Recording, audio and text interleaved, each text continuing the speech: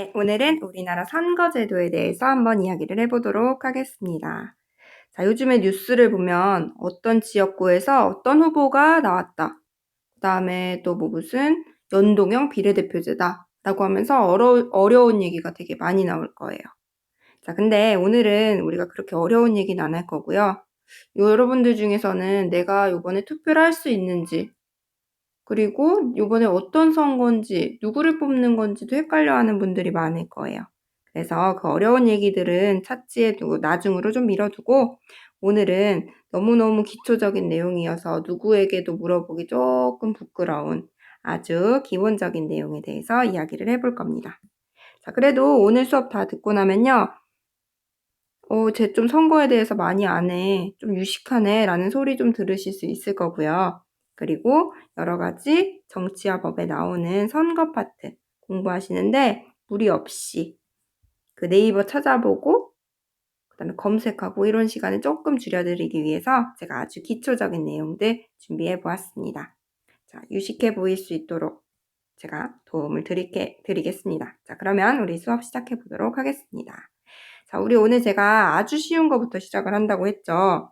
자, 그러면 용어 정리 한번 하고 시작을 해보도록 하겠습니다. 자, 요즘에 뉴스를 틀면요. 대선이라는 단어가 나오나요? 아니면 총선이라는 단어가 나오나요? 자, 그럼 한번 일단 이 의미부터 한번 찾아볼게요. 자, 대선이라는 것은 그 용어, 단어에도 포함되어 있는 그 대자를 활용하셔서 누굴 뽑는 건지 맞추실 수 있을 거예요. 자, 누구 뽑는 걸까요? 그렇죠. 대통령을 뽑는 겁니다. 대통령을 선출하는 것을 대선이라고 얘기를 합니다. 자, 그러면 총선은요? 총리를 뽑는 건가? 요거 총자는요, 뭔가 이렇게 덩어리다 이렇게 생각을 하시면 되겠어요. 자, 우리나라를 대표할 수 있는 이 묶음, 이렇게 사람들, 요걸 뭐라고 부르죠? 자, 우리 의견을 모아주는 국회의원이라고 얘기를 합니다. 자, 그래서 총선은 의회의 의원. 조금 이상하죠, 글씨가? 다시. 의회의 의원 전체를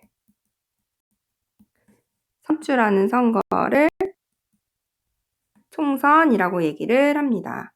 자, 그러면 요번에 뉴스에서 어떤 단어가 나올까요? 대선이 나올까요? 총선이 나올까요? 그렇죠. 총선이라는 단어를 사용하시면 되겠습니다. 자, 그러면 여러분들이 조금 유식해 보이고 싶을 때 이렇게 말씀하시면 되죠.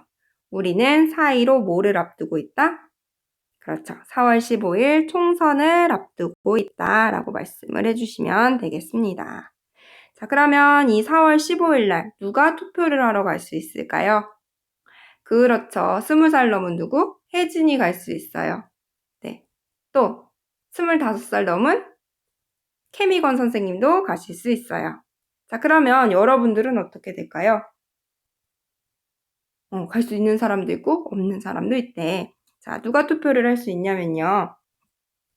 2002년 월드컵 둥이들 중에서 4월 16일 이전에 출생한 사람들이 투표를 하러 갈 수 있다는 것입니다. 자, 그러니까 우리 3학년 친구들 중에서 4월 16일 이전에 출생한 분들, 그리고 그리고 이제 20세 넘는 모든 사람들, 그런 사람들이 투표를 할 수 있습니다. 자, 이제 모든 사람이라고 얘기를 했는데 여기서는 이제 우리나라 국민을 의미하겠죠. 자, 그래서 2002년 4월 16일 이전에 태어난 우리 고3 친구들도 투표를 하실 수 있다라는 거 말씀을 드립니다. 자, 그러면요, 이번 총선에서 이렇게 뽑힌 국회의원들은 언제까지 일을 하게 될까요? 그들의 임무 기간은 언제까지일까요? 언제까지냐면 2020년 5월 30일부터요. 2024년 5월 29일까지 요번에 선출된 사람들이 국회의원이라는 이름을 달고 열심히 일을 하게 됩니다. 자, 2024년이면 여러분들 뭐 하고 계실까요? 그렇죠. 여러분들 뭐 대학을 다니신다거나 군대에 계시다거나 직장에 다니실 거예요. 자, 우리가 열심히 사회 구성원으로서 일하고 있는 그 순간까지 이렇게 우리를 위한 법을 만들 사람들을 뽑는 선거이기 때문에 여러분들이 책임감을 갖고 이렇게 좋은 정책을 만드는 대표를 뽑을 수 있도록 고민을 많이 해보셔야 될 겁니다. 자, 그러면 제가 이제 다음 설명으로 넘어가 보도록 하겠습니다. 자, 제가 선거라고 말씀을 드렸는데, 선거라는 거는 뭘 뽑는 거라고요? 그렇죠. 대표를 뽑는 거라고요. 자, 근데요, 이 대표에 두 가지 유형이 있을 것 같아요. 자, 국회의원 같은 스타일이 좀 있을 거고요. 그리고 대통령 같은 스타일이 있을 거예요.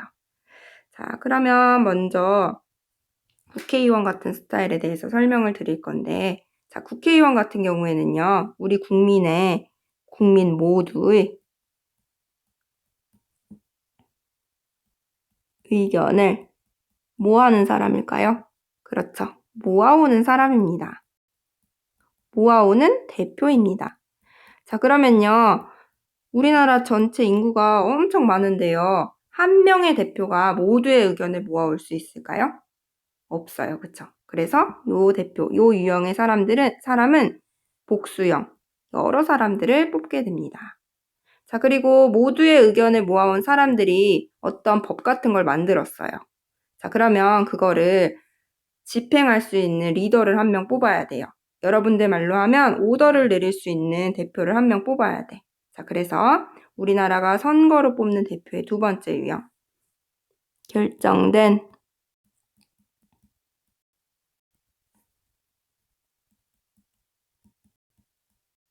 법이라든지 여러 가지 결정된 사항을 운영하고 집행하는 사람을 한 명 뽑아야 합니다. 자, 만약에 반장이 2명인 거예요. 자, 그러면 한 반장은 우리 사진 찍으러 어디 공원으로 가자 이렇게 얘기하는 친구 한 명 있을 수 있고, 어떤 친구는 아니야, 그냥 우리 공원 말고 선생님 말씀대로 그냥 학교에서 찍자 이렇게 말하는 반장도 있을 수 있어. 반장이 2명이면 오더를 내리는 사람이 2명이면 구성원들이 어떻게 돼? 되게 헷갈릴 거예요. 자, 그래서 결정된 사항을 운영하고 집행하는 사람은 한 명만 선출을 합니다. 자, 제가 지금 학급 단위로 설명을 드렸는데 다시 우리나라 단위로 넓혀서 이야기를 해보도록 하겠습니다. 자, 우리나라 국가 단위로 이야기를 해보면요. 한국 단위로 얘기를 해보면 결정된 사항을 운영하고 집행하는 한 사람 누굴까요? 그렇죠. 대통령입니다. 자, 그러면요. 모두의 의견을 모아오는 사람. 우리 아까 전에 계속 얘기했던 그렇죠. 국회의원입니다. 자, 근데 이 국회의원들이요, 우리 이천시 창전동에 필요한 것들을 모두 알고 있을까요? 그건 불가능하지. 그럼 우리 동네 이야기는 누가 제일 잘 알까요? 그렇지, 우리가 제일 잘 알아요. 그렇기 때문에 우리나라는 국가 단위로도 정치를 하지만 지방자치단체 단위로도 정치를 하고 대표를 선출합니다.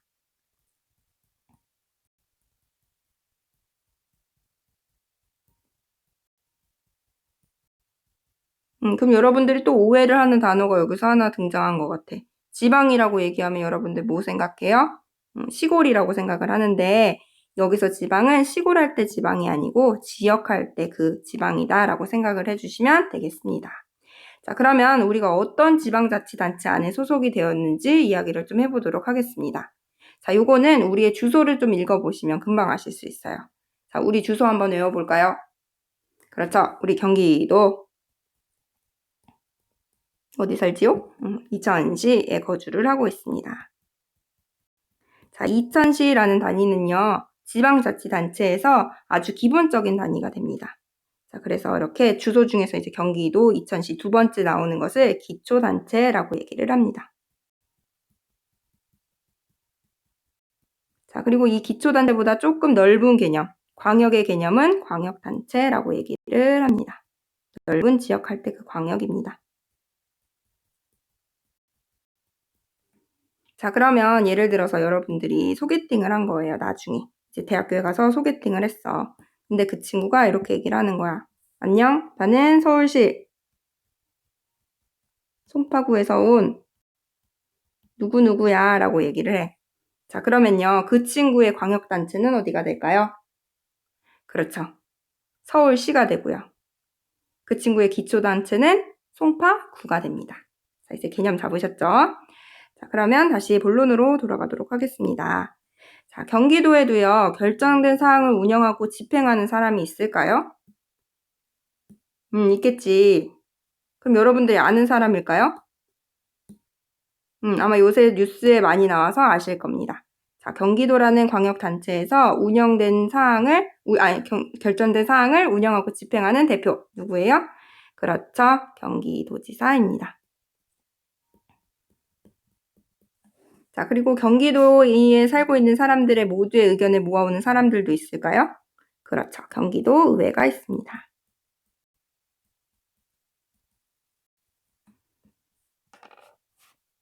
자, 그럼 이 경기도지사를 뭐라고 부를까요? 광역단체에서 대장이다라고 해서 장자를 붙여줍니다. 광역단체장이라고 이렇게 부르고, 그 다음 경기도의회는 뭐라고 부를까요? 광역의회라고 부릅니다. 자, 그 다음 이천시로 한번 내려가 보도록 하겠습니다. 자, 이천시에서요, 여러 가지 결정된 사항을 책임지고 운영, 집행하는 사람 누굴까요? 그렇죠.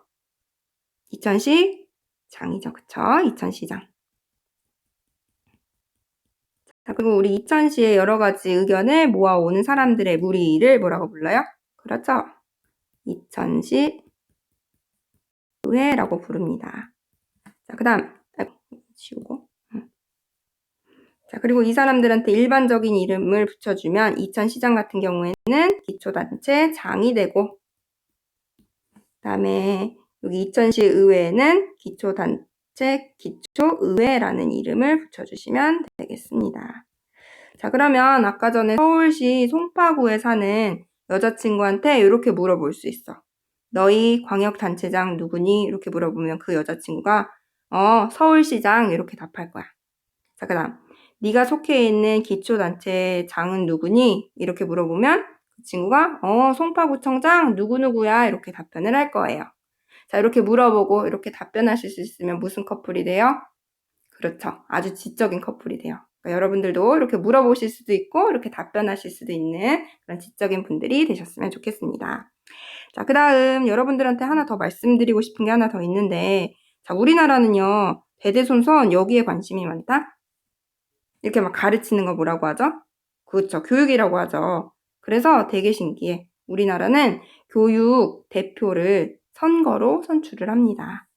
자, 교육감이라고 해서 교육에 대한 어떤 중요한 사항을 결정하고 운영하고 집행할 수 있는 사람을 뽑는데요. 자, 근데 요거는 어떤 단위로 뽑냐면 광역단체 단위로 뽑습니다. 자, 그래서 우리나라 같은 경우에는 교육감도 선거로 선출을 한다라는 것까지 기억을 해주시면 되겠습니다.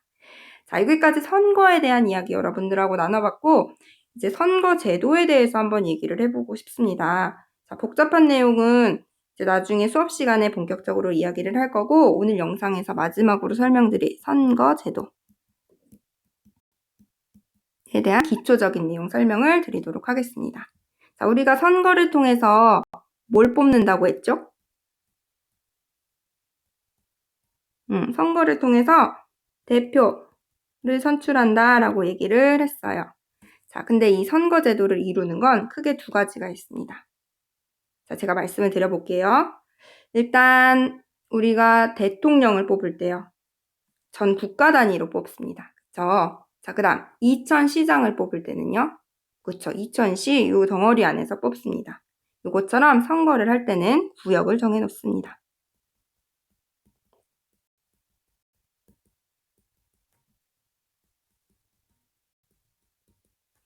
그리고 표를 어떻게 한 사람? 많이 획득한 사람을 대표로 선출하게 됩니다.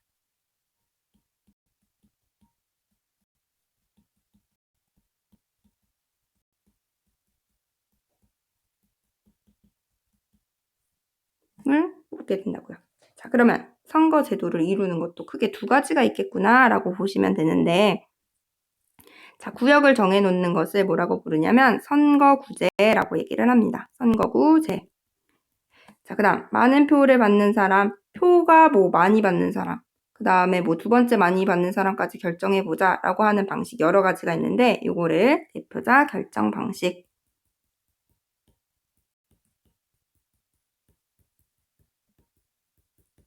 이라고 얘기를 합니다. 자, 그래서 다음 시간이 우리가 교실에서 만나게 될지 아니면 또 이렇게 카메라 앞에서 만나게 될지는 잘 모르겠지만 선거제도에 대해서 얘기를 할 때 저는 선거구제라는 주제 그리고 대표자 결정 방식이라는 주제로 여러분들과 인사를 하도록 하겠습니다. 자, 대표를 뽑는 건 너무너무 중요한 일이에요. 그래서 여러분들 모두 이제 선거권도 갖고 있으니 대표를 뽑기 위해서 꼭 투표를 합시다. 자, 그러면 오늘은 선거제도, 투표의 중요성에 대해서 말씀드리고 수업을 마무리 짓겠습니다. 모두들 건강하세요.